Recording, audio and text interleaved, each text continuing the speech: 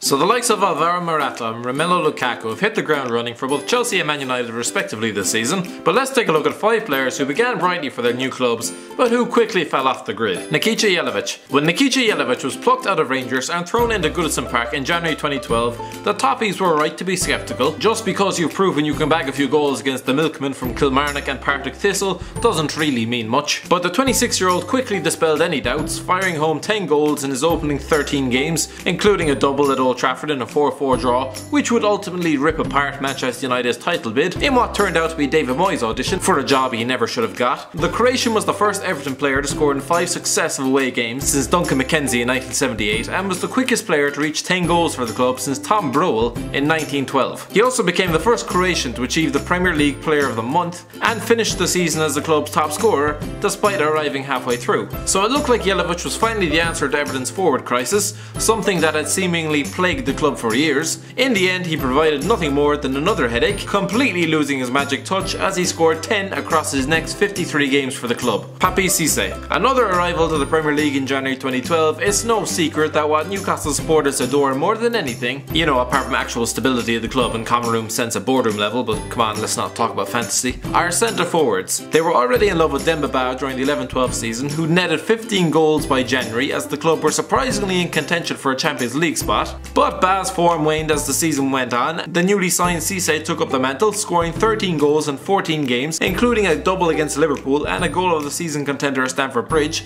as the club wormed their way into 5th. And then he seemingly forgot how to play football, who or what the offside trap was, and seemingly thought breaking into a sweat was just an option that he chose not to take up. All of this culminated in just 24 more league goals across 4 painstaking seasons for the club. No matter how hard they tried, the Geordies just couldn't will the Senegalese hitman to replicate that 2012 form, and were stuck with a lamppost up front for nearly 5 years. Adrian Mutu. When Adrian Mutu joined Chelsea in 2003 for £15.8 million, the Blues were probably still pinching themselves that they were attracting talents such as this guy. At the time, they had recently come into money, and so the likes of Winston Bogart were suddenly looking a lot less fresh. Mutu initially repaid Roman Abramovich's faith. At the time, £50 million was a lot of dosh, as opposed to half of what you pay for Danny Drinkwater nowadays, with 4 goals in his opening 3 games, including a brace against Tottenham in a 4-2 win. But then his form trailed off, much to everybody's confusion. In September 2004, he failed the drugs test for cocaine. Right, so there we go. He was consequently sacked by the club, received a 7-month ban,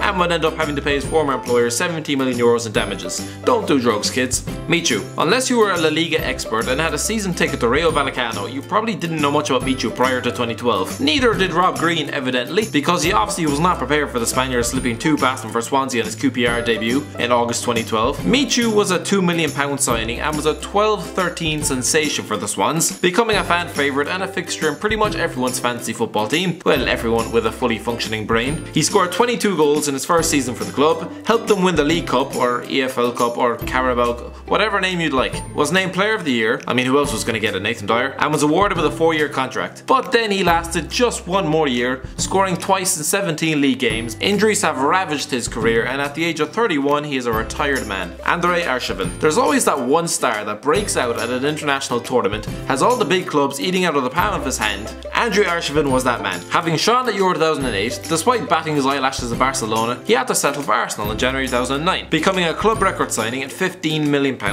and went on to dazzle the Gunners' support, scoring a solo goal against Blackburn before notching all 4 against Anfield. In typical Arsenal fashion, they still didn't win though. However, despite finishing 2nd in the club's Player of the Season poll, his form took a severe dip after that. There were highlights, including a winner against Barcelona, but these were few and far between, until he was finally chucked back to Russia in 2013.